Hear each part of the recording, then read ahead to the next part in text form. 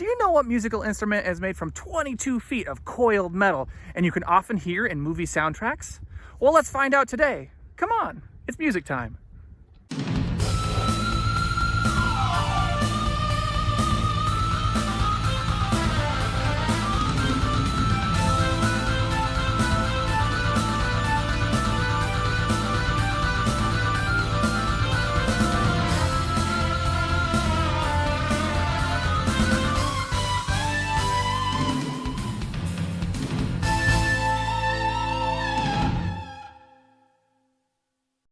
I'm here with Mr. Jarrett Hansen, the brand new band director over at Port Angeles High School, and he just happens to be a French horn player, and he's decided to share with us some cool information about the French horn.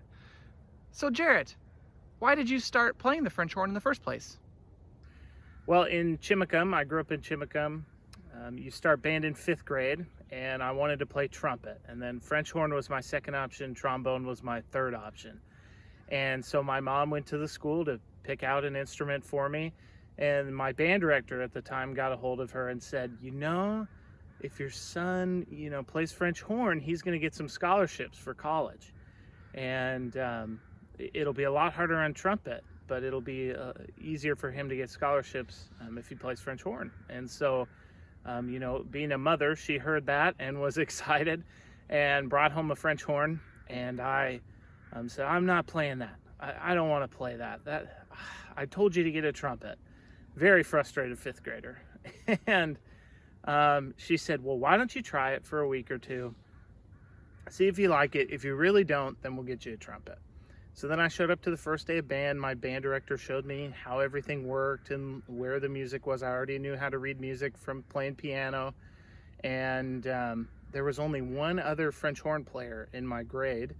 And so I saw all the trumpet players, 20, 30 trumpet players and one other French horn player. And I thought, this could be cool because I kind of have a special role to play that not really anyone else gets to do. And then, recalling hearing horns all the time in movie soundtracks, and just the opportunity to be important to the band and kind of have that backseat role, but sometimes, get to be the hero of the story. It just fit, and I've stuck with it ever since. Was she right? Did you get those scholarships? Yes, I did get a scholarship for playing French horn to go to Central Washington. So, your mom is always right. Just remember that. So, how does the French horn work? Well, the horn works like a lot of other brass instruments. You blow into one end, and sound comes out the other. You do that by buzzing your lips together, vibrating your lips, blowing air through them into the mouthpiece, which then goes through the horn and comes out the end.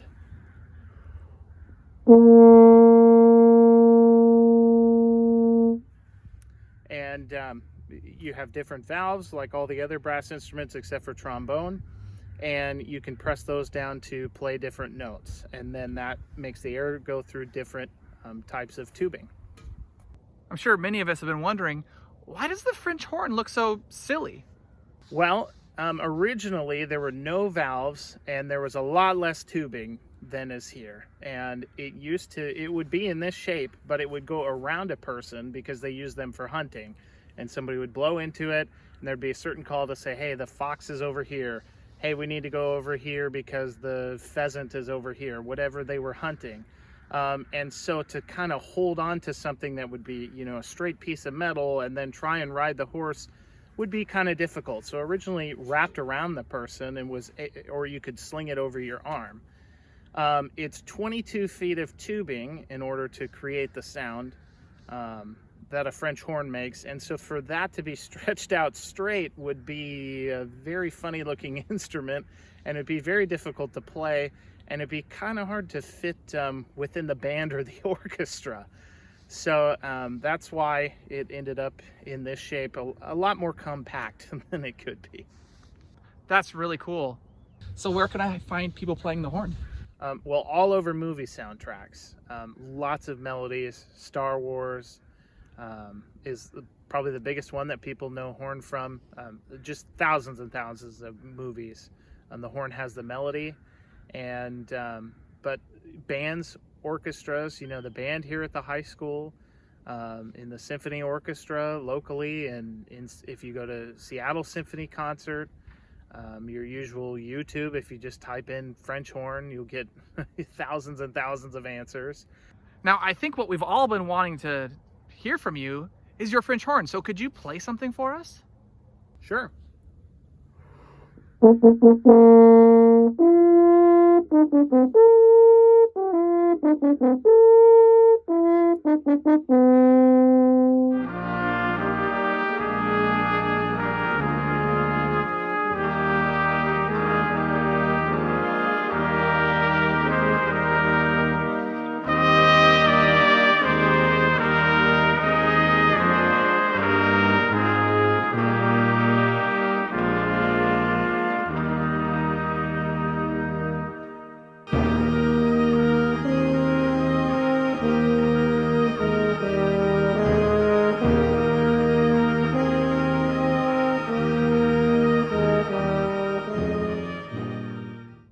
Beautiful. Well, Mr. Jarrett Hansen, I want to thank you so much for joining us today and sharing your wonderful knowledge all about the French horn. Thanks so much for having me. I really appreciate it. Excited to be a part of this Port Angeles community and lead the band program, and take our rich history and take it to the next level and to the next step. When you're a sixth grader, join the band program. You can play French horn. It'd be great if we had 300 French horn players, but join the band program. Excited to meet you when you're a high school student, and continue to watch these videos from your music teachers at the elementary school. They're putting out great stuff, and they're doing a great job. And just thanks so much for having me, and go Riders. Thank you. Well, now we're going to head over to Rhythms with Mr. Cobb.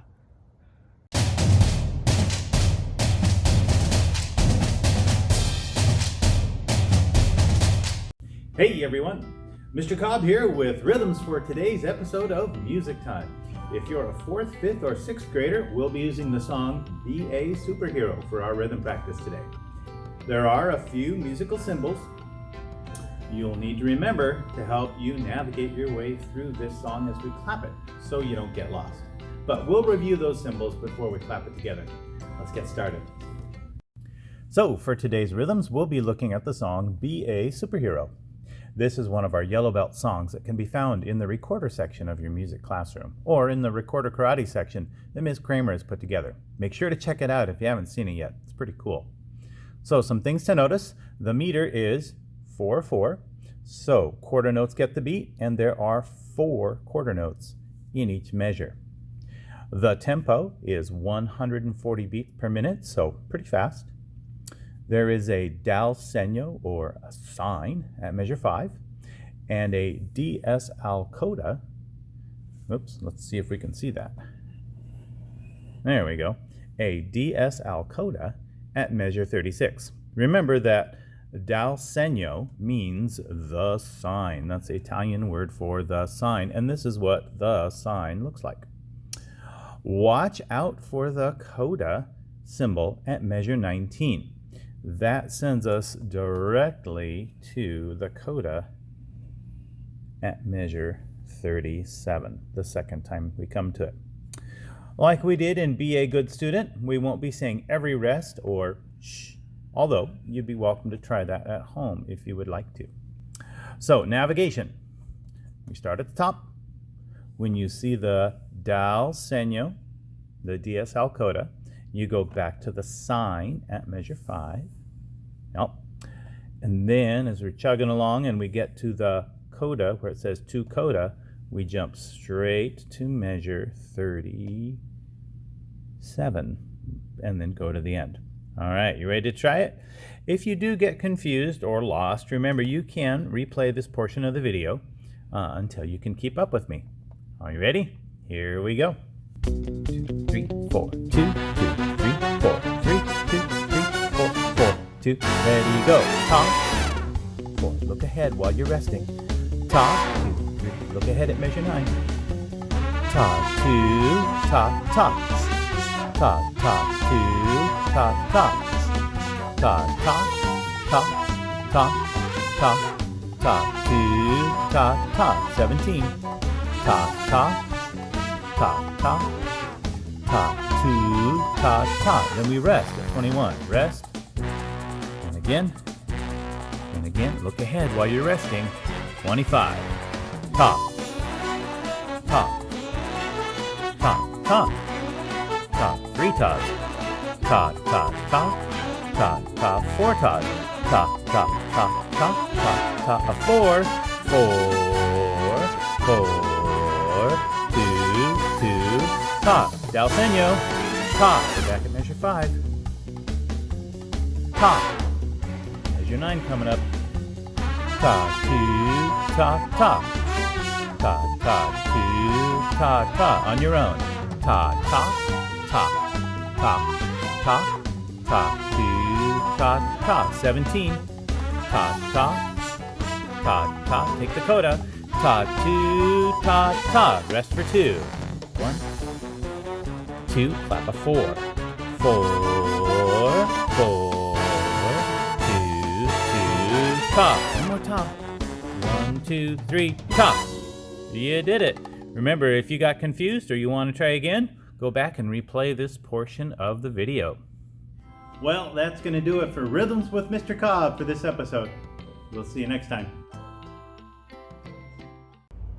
I'm here in the Port Angeles High School band room, standing next to this awesome bass drum.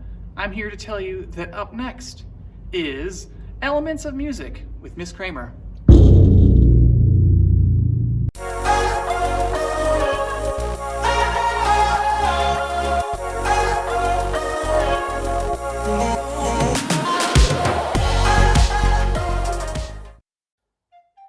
Well, greetings, my fellow music treasure hunters and decoders. So 2 weeks ago, we began decoding the recorder song, Be a Good Student, to begin learning how to follow the treasure map of a piece of music. We discovered a ton of things that you could learn about a piece of music from looking just at the beginning of the music before any of the notes actually even start. We learned what the time signature is and what it tells us, and about measures and how to count them. And we also learned about the treble clef and what that means. So today we are going to continue our journey. Okay, so now we have one more thing from the beginning of our song that is going to be part of our code that we need to crack, and that is tempo. Remember, that's how fast or slow our song will be played. So it says that our tempo will be lively Latin. And it says that it's going to be 152 beats per minute, like this. This would be allegro, fast. Okay, so now, before we get to figuring out the path that we will follow when we actually play, not only is our song fast, but it's also forte.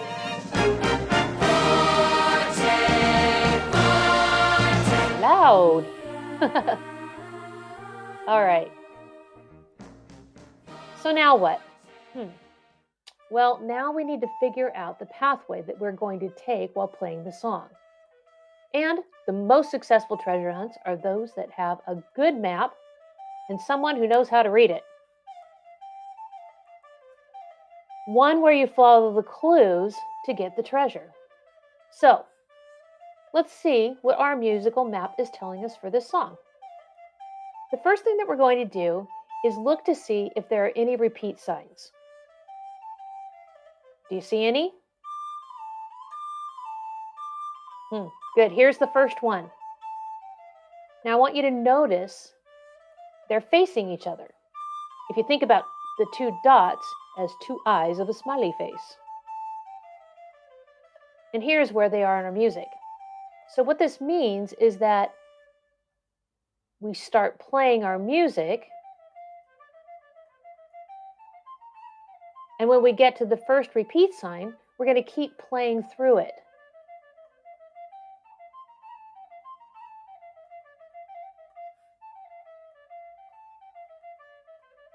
But when we get to the end, there's the second smiley face looking right at you with its two dot eyes.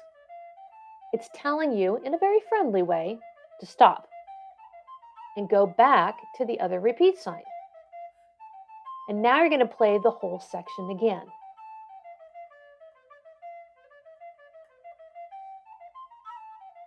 And in this song, you're going to repeat the section 3 times.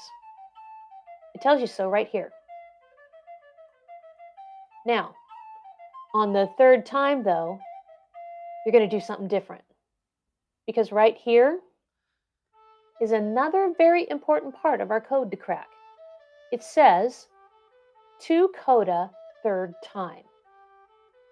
So that little symbol that looks like this is called a coda. And what it means is that it wants you to stop playing the rest of the repeat and to look for the other coda near the end of the song. So you're going to jump.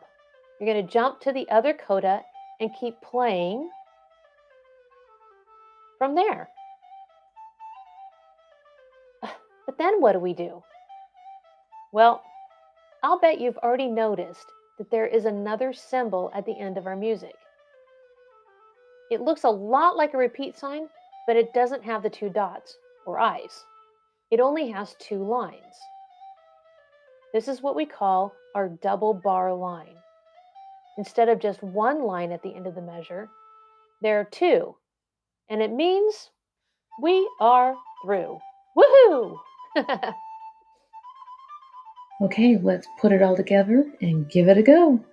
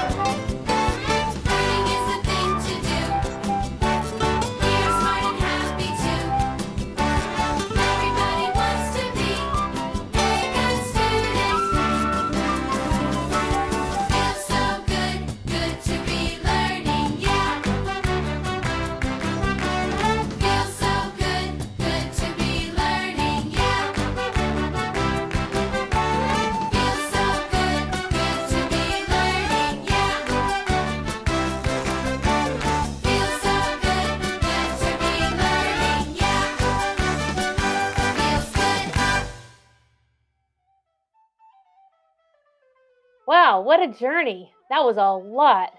And you made it. And can you guess what the treasure was that we found?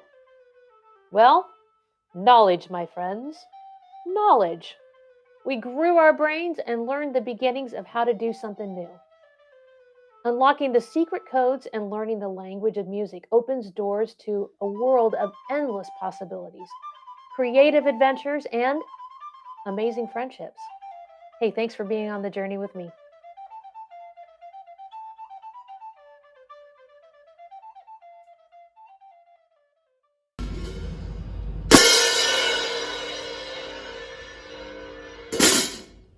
Wow. Well, up next we have voice class with Mrs. Eyestone.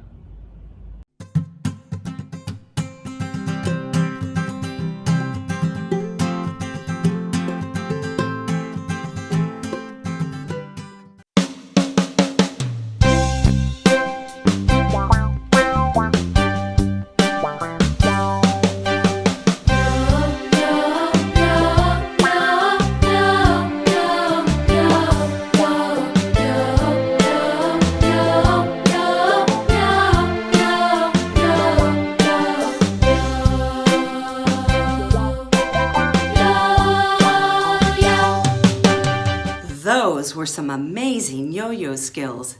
Can you imagine how much you'd have to practice to be that good?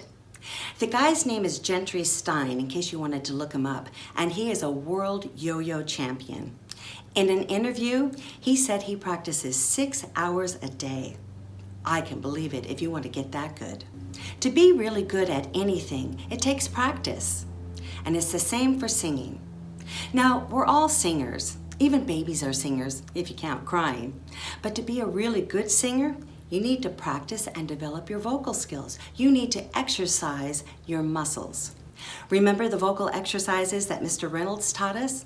Well, I have a yo-yo exercise, not actually with a real yo-yo. We're gonna sing yo-yo to help exercise our muscles and develop some muscle memory to help us support and produce the kind of vocal sounds we want to make. For this exercise, we want to emphasize the first sound of Y and then release the sound in a nice round shape of O, like this, yo, okay? As we repeat that over and over, we're exercising the sides and tip of our tongue to consistently make the right shape for the right sound. So the exercise will sound like this. Yo, yo, yo, yo, yo, yo, yo, yo, yo. Every time we lift up, every time we go up, the soft palate at the back of our throat lifts and our tongue lowers, creating a nice open shape to release that nice, clear, round sound. The higher you want to sing, the higher you lift that soft palate. Your soft palate and your tongue are muscles that we use to sing. Ready for our yo-yo exercise? It's simple enough that I think even our youngest singers can do this one. We'll sing up and down the scale 6 times, and each time we do, we'll move it up a step. Just follow me and the chords you hear on the piano. Ready?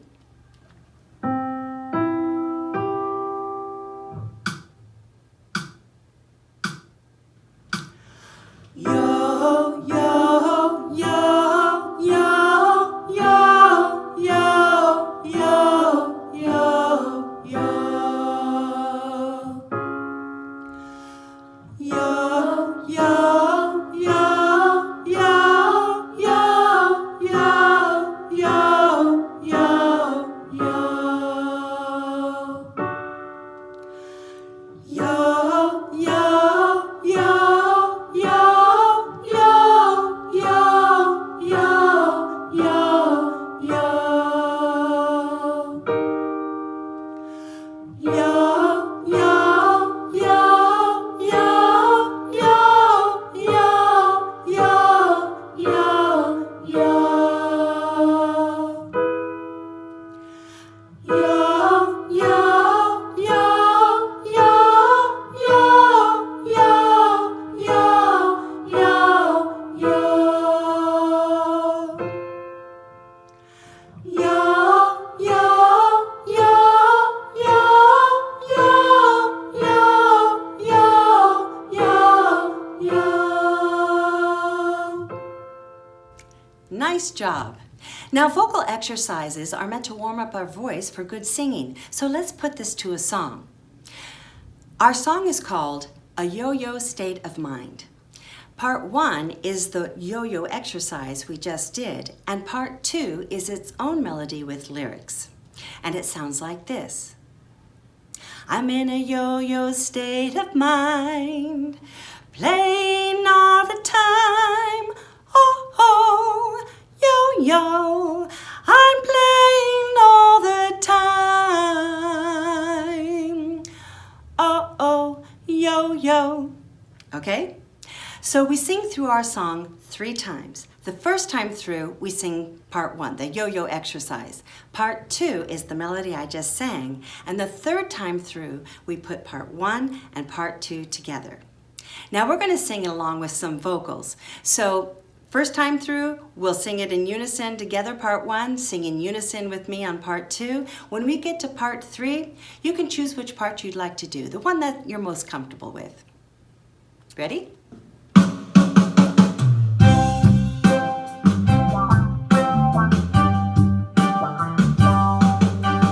Yo, yo, yo, yo,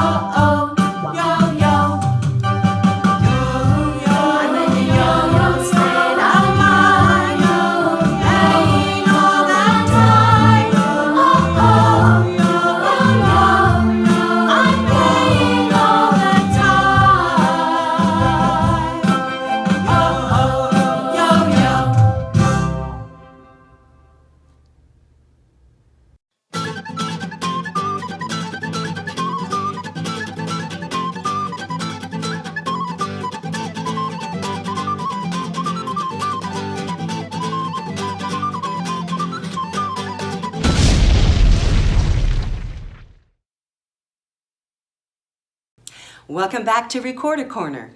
Today we're going to play a piece with two pitches, A and C. Now we've already learned A. A is where we are covering the top two holes with our first two fingers. The thumb is on the back. To play C, you simply lift your first finger off the top hole, leaving your middle finger on the second hole down. You go back and forth between the two pitches simply by lifting that first finger. Now we know that A is located on the second space from the bottom on the staff with the stem going up. C is located on the second space down from the top with the stem going down.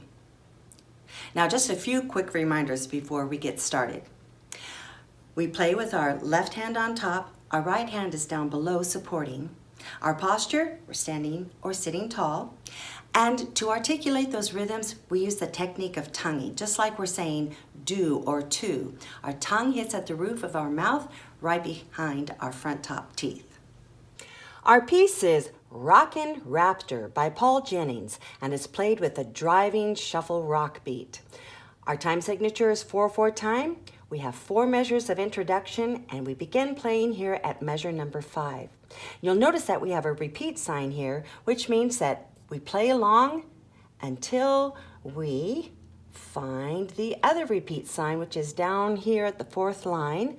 We'll go back to measure number 5. We'll repeat what we've just played all the way through, but the second time through, we just skip past that repeat sign, going all the way to the end.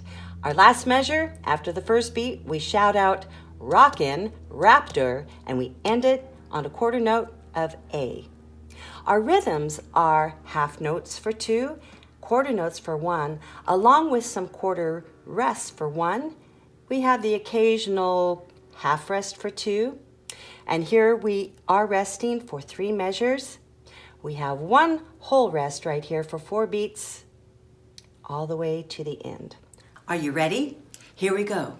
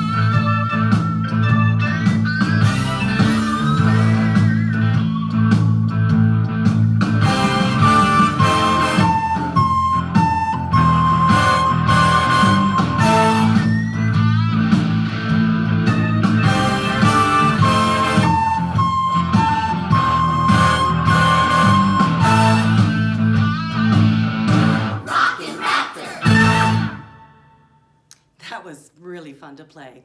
Now remember, if you want to play that piece again, simply rewind and play it as many times as you'd like to. Well, it's been really cool to hang out here with Mr. Jarrett Hansen in the Port Angeles High School band room and just get to know him a little bit today. And you know what? It's really good getting to know you guys. Well, I'll see you next week right here at Music Time.